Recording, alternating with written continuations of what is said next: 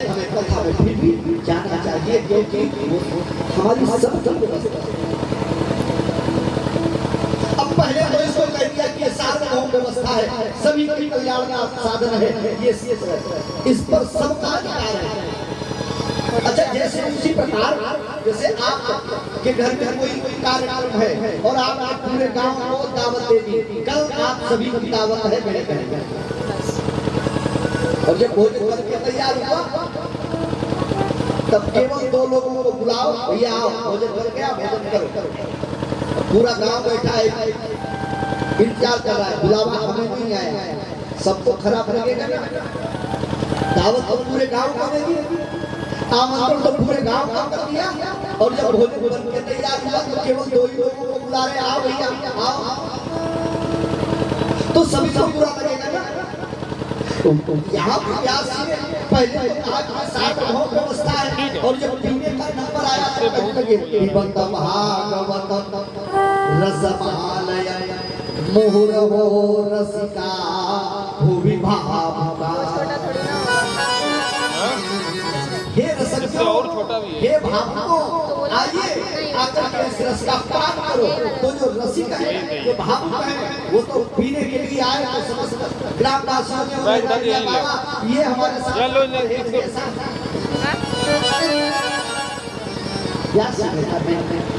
ये परहेज नहीं है, बल्कि इसका कारण केवल एक है तो हम सबके सब इसके ग्राहक सबको पीना है, लेकिन कभी कभी ऐसा होता है कि ज्यादा प्यासा होता है, उसको पहले पिलाया जाता है, और जिसको प्यास नहीं लगी है, जैसे अभी आप अपने ही दरवाजे पर जल लेकर के बैठ जाओ, और जो भी निकलता है या थोड़ा एक प्यास जल पी लो, अब उसको प्यास नहीं लगी है तो उसने कहा नहीं भैया हमें प्यास नहीं है, हम नहीं पिए। अरे आपने कहा नहीं थोड़ा एक प्यास नहीं, अरे उसने कहा बिल्कुल एक नहीं पीना है।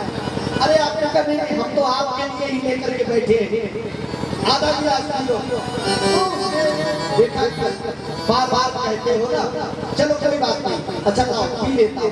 अब 25 बार जब उसे आग्रह किया तब तो उसने गिलास हाथ में पकड़ा, अभी जल का एक घूंट भी नहीं पिया।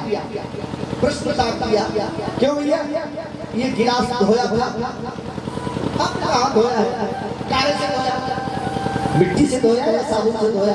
अब नहीं, हमने तो दोनों से धोया, मिट्टी से भी धोया और साबुन से भी धोया, बिल्कुल स्वच्छ। अच्छा जल जल कहाँ से भर के लाए?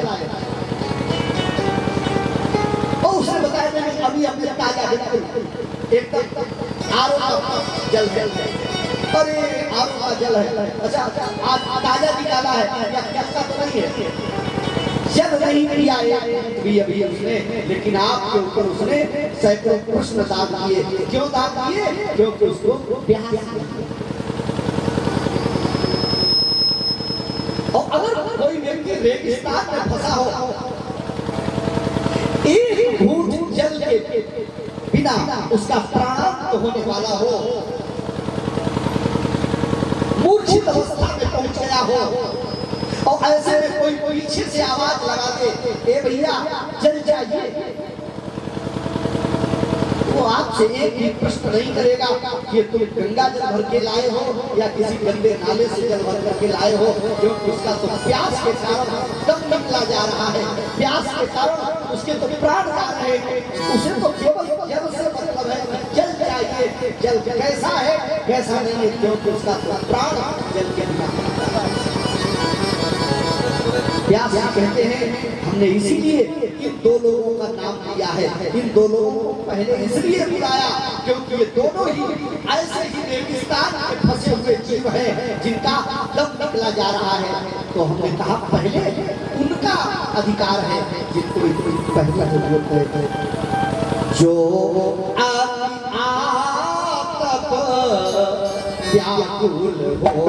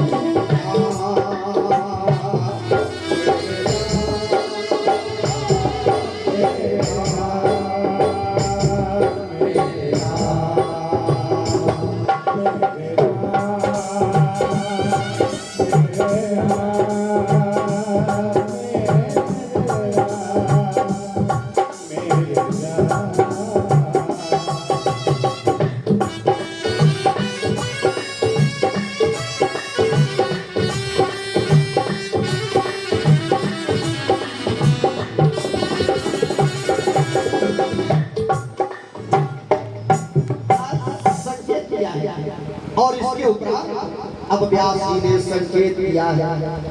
ये उस समय की बात है। नई से अनिमिषक क्षेत्रे ऋषयः शौनकादयः सत्रम स्वर्गाय लोकाय सहस्र सममा। नैमिषे अनिमिषक क्षेत्रे ऋषयः शौनकादयः। इस महापुराण का शुभारंभ जो है वो नैमिष क्षेत्र से होता है। और ये नैमिष जो है वो अनिमिषक क्षेत्र है। अनिमिष क्षेत्र, अनिमिष नाम जो है भगवान श्री हरि नारायण का है, जिनकी कभी पल के जो है वो जब नहीं है। और ऐसे ही हम सभी बड़े ही भाग्यवान व्यक्ति हैं, क्योंकि हम सभी का जन्म कहाँ हुआ है? नैमिष क्षेत्र में। हम सभी भी नैमिष क्षेत्र में। और ये नैमिष क्षेत्र जो है हमारे 88,000 संतों की तपस्या। संसार में इस भूमंडल पर अनेक तीर्थ हैं और उन सभी तीर्थों में हम सभी जाते हैं, भ्रमण करने जाते हैं, परिक्रमा करने जाते हैं, दर्शन करने के लिए जाते हैं। कभी कभी होता है क्या, हम अपने ग्रामीण भाषा में अपने घर की कहावत कह दिया करते हैं ना, घर की मुर्गी दाल दाल। जो इस विश्व ब्रह्मांड का सबसे बड़ा तीर्थ है ना, हम उसको भूल जाते हैं। अब तो नए बड़े तीर्थ तैयार हो जाते हैं। हर 2-4 साल में एक नया देवता बना के तैयार हो जाता है। मैंने बचपन में कभी साईं बाबा का नाम नहीं सुना था, और जब तक धीरे धीरे बड़ा हुआ तब तक एक तीर्थ बन करके तैयार हो। अब हम दौड़ पड़े भेंट चाल के साईं बाबा की। लेकिन जो हमारे सर पे जहाँ पर हम खुद रह रहे हैं, मैं अपने घर को ही भूल गया कि हमारा घर स्वयं में तीर्थ है, और इससे बड़ा कोई तीर्थ है ही नहीं। तो स्वामी बाबा ने तो इसको संक्षेप में ऐसा ढंग से समझा के कह दिया है। तीरथ पर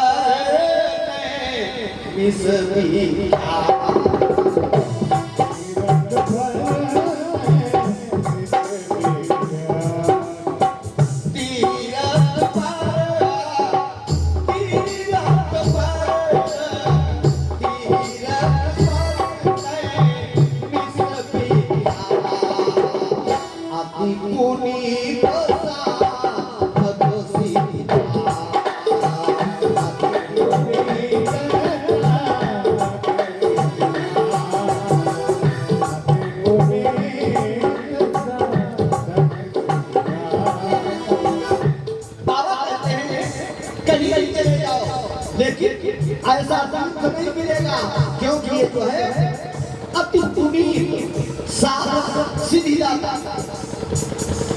ये साधक को सिद्धि प्राप्त करवाने वाला है। आप कहीं भी जाए, किसी भी तीर्थ के विषय में ऐसा नहीं लिखा है, लेकिन नैमिष के विषय में लिखा है अति पुनीत साधक सिद्धिदाता। और दूसरी बात ये है ऐसा, बोले तीरथ पर। अच्छा, बर माने जाते हैं क्या? बर माने बर माने नहीं माने, बर माने बता रहे हैं, बर माने दूल्हा। अच्छा चलो यही मान लिया, बर माने दूल्हा। तो आप एक बात विचार करके देखें, जब भी आप किसी बारात में जाते हैं ना, तो बारातियों की गिनती नहीं है। 100 भी हो सकते हैं, 500 भी हो सकते हैं, 1000 भी हो सकते हैं, लेकिन दूल्हा जो है पूरी बारात में दूल्हा बाराती कितने भी हो जाए। उसी प्रकार हमारा ये नैमिष क्षेत्र जो है, वो हमारा नैमिष तीर्थ जो है, वो इस भूमंडल पर कितने भी तीर्थ हो, सभी में ये सबसे श्रेष्ठ है। और पर में श्रेष्ठ भी होता है। तो ये सभी भूमंडल के सभी तीर्थों में सबसे श्रेष्ठ अगर तीर्थ कोई है तो वो नैमिष है। लेकिन हम नैमिष को अपने घर का बोल करके दूसरों के पास दौड़े दौड़े फिरते, जहाँ हमें कुछ नहीं मिलने वाला है और जहाँ हमें सब कुछ मिलने वाला, सिद्धि प्रदान होने वाली है। भूमंडल के सारे 88,000 संत सबने आकर के यही तपस्या किया और यही से इसी तपोभूमि से वो साधक सिद्ध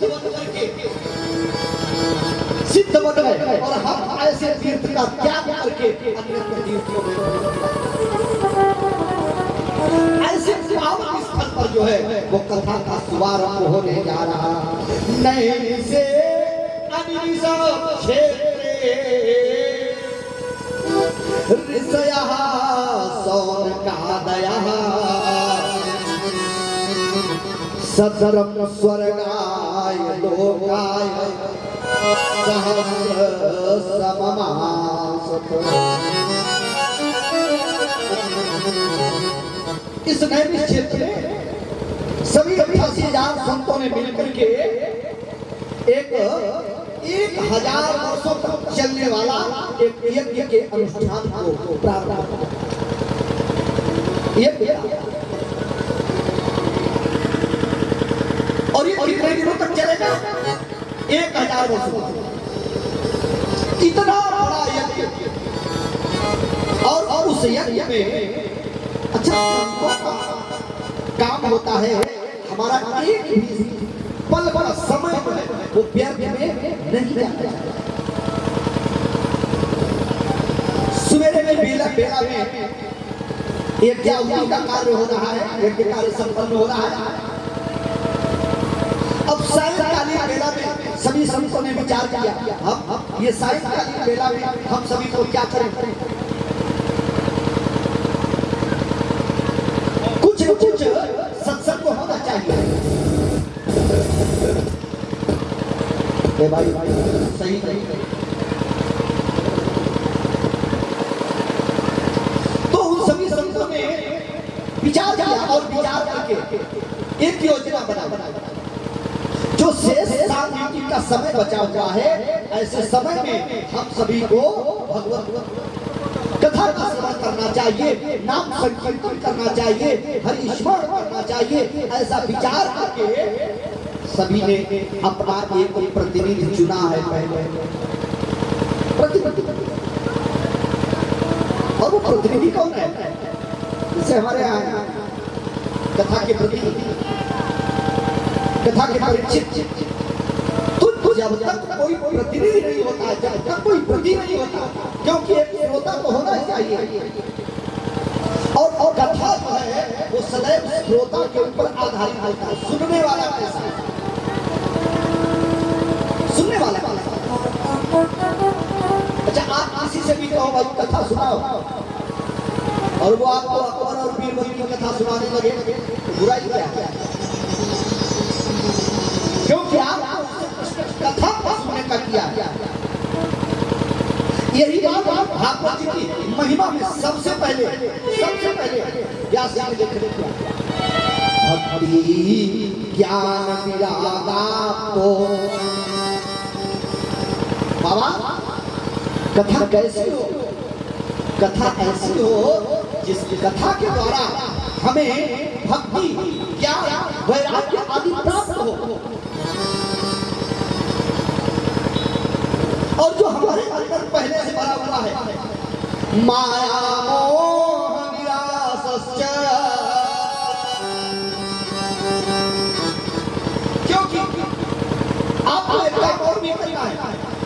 जैसे इस कथा से हमें ऐसी कथा चाहिए जिस कथा से भक्ति ज्ञान वैराग्य आदि प्राप्त हो, लेकिन जो प्राप्त होगा उसको हम रखेंगे कहाँ? हमारा पाप जो है, जो हृदय रूपी पाप है, ये पहले से ही माया मोह आदि विकारों से होते भरा हुआ है। बाबा एक काम और कर देना, पहले तो ये हमारा पाप खाली कर दो। और ये जब हमारा पाप खाली हो जाए तो इस पात्र में ऐसी कथा मम कर्ण थोड़ी मधुर भी हो, हमारे कानों को अच्छी भी लगे और अच्छी के साथ साथ हमें उससे जिस कथा को सुन करके हमें नित्य भक्ति नवीन भक्ति का संचार हमारे अंदर होता रहे, गति जिसकी कथाओं को सुन करके हमें गति प्राप्त हो जाए, ब्रह्म जो हमें ब्रह्म का साक्षात्कार करा दे, संसार सागर से हमारा तरण तारण करवा दे। ऐसे कथा का प्रति जैसा होगा कथा भी वैसे ही होगा, जैसा सुनने वाला होगा वैसा ही सुनाने वाला। तो यहाँ 89,000 संतों ने अपना प्रतिनिधि चुना है, किसको? और सौनक जी तो अपना प्रतिनिधि चुन करके सौनक जी ने उसी समय सबका प्रतिनिधि बन करके उन ठाकुर जी से सूत जी को व्यास पीठ पर बिठाया और बिठा करके उनका पूजन किया और पूजन करके उनसे निवेदन किया, महाराज अब आप हमें ठाकुर जी की दी हुई कथा को सुनाई।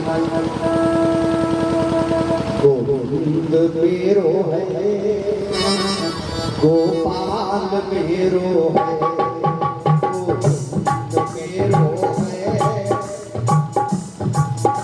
गोपाल मेरो है, श्रीपाद के बिहारी नंदलाल मेरो है, श्रीपाद के बिहारी नंदलाल मेरो है, गोविंद मेरो है,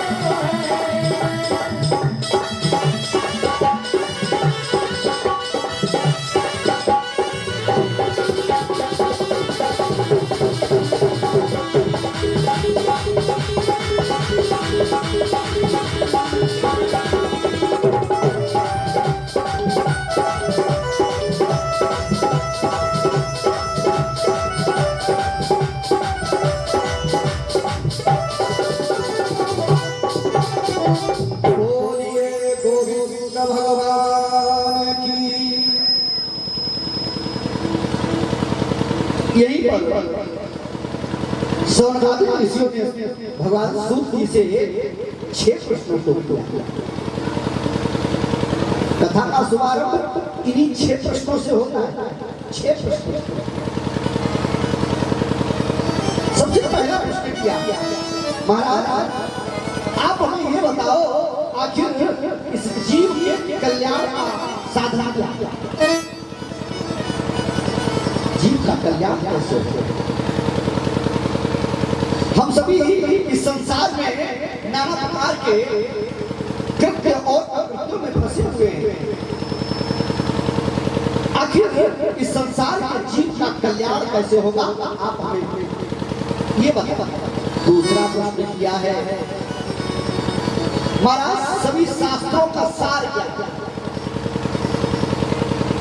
सार, क्योंकि शास्त्र अनेक नहीं, अनेक शास्त्र और हमारा उद्धार कैसे होगा ये शास्त्रों में लिखा है, लेकिन सारे शास्त्रों का अध्ययन करते करते तो हमारा सारा जीवन ही बीत जाएगा।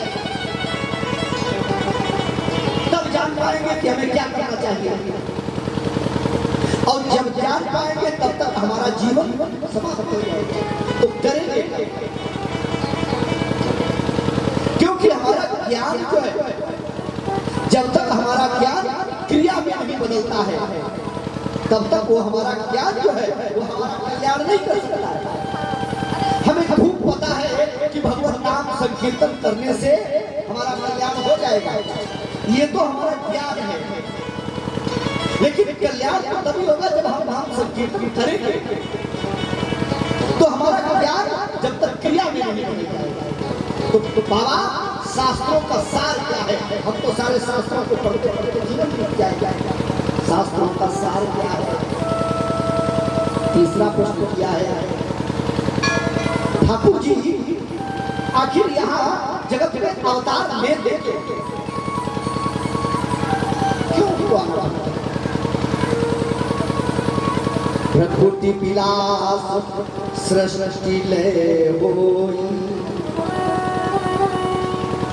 जिनके इशारे मात्र से सारे संसार का सृजन होने वाला है, पालन होने वाला है, कल्याण होने वाला है, ऐसे ठाकुर जी को यहाँ आने की आवश्यकता क्या है? ठाकुर जी आखिर अवतार लेते हैं। अच्छा, ऐसा ही प्रश्न एक बार बीरबल से अकबर ने किया, तुम्हारा भगवान जो है वो यहाँ क्यों आता है? आखिर उसके पास तो तमाम सेना है, तमाम देवता है, अगर कोई भी कार्य करना है उसको तो वो स्वयं अपने देवताओं के द्वारा, अन्य लोगों के द्वारा करवा सकता है। उसको यहाँ आने की आवश्यकता क्यों आना? बीरबल ने सोचा प्रश्न तो बड़ा ठीक है, आखिर बताना तो पड़ेगा ही। तो बीरबल ने संकेत कर दिया, थोड़ा समय दीजिए फिर मैं बताता हूँ। तो बीरबल ने क्या किया, एक मोम का पुतला बनाया, एक छोटा सा बालक जैसा गुड्डा जैसा बनाया और उसको बढ़िया से कपड़े में लपेट करके, और जिस समय वो अकबर सरोवर में स्नान करने के लिए गया और उसी समय बीरबल भी पहुंच गए, और बीरबल ने इस किनारे पर खड़े हैं, अकबर उस किनारे पर खड़ा है, और बीरबल ने उस कपड़े में से उस मोम के गुड्डे को निकाला और निकाल करके अकबर को आवाज लगाई, राजा ये तुम्हारा बेटा, और इतना कह करके उस गुड्डे को उस तालाब में फेंक दिया। जैसे अकबर का ध्यान छूट गया, तमाम सेना पास में खड़ी हुई थी, उसके तमाम सैनिक जो है उसके साथ में आए हुए थे, लेकिन जैसे ही सुना मेरा बेटा, अपने को रोक नहीं पाया। किसी सिपाही से नहीं कहा, किसी सैनिक से नहीं कहा कि तुम इस सरोवर में से जल्दी से तालाब से मेरे बेटे को निकालो, और स्वयं अपने आप को ही रोक नहीं पाया, और उसी समय उस सरोवर में चला। और जब निकाला तो देखा ये तो मोम का गुड्डा है, तो डांट के बीरबल को फटकार लगा, ये कैसा मजाक है? बीरबल ने कहा मजाक नहीं है, ये आपके प्रश्न का उत्तर है। हमारा परमात्मा इस जगत में क्यों आता है? बस इसीलिए आता है जब वो अपने भक्त को इस अथाह संसार के सागर में डूबते हुए देखता है। मेरा भक्त इस अथाह संसार में डूबा जा रहा है, तो ठाकुर जी अपने भक्त के लिए अपने को रोक नहीं पाते हैं, अपने को संभाल नहीं पाते हैं, और उस भक्त की खातिर इस संसार के सागर में आकर के डूब पड़ते हैं। और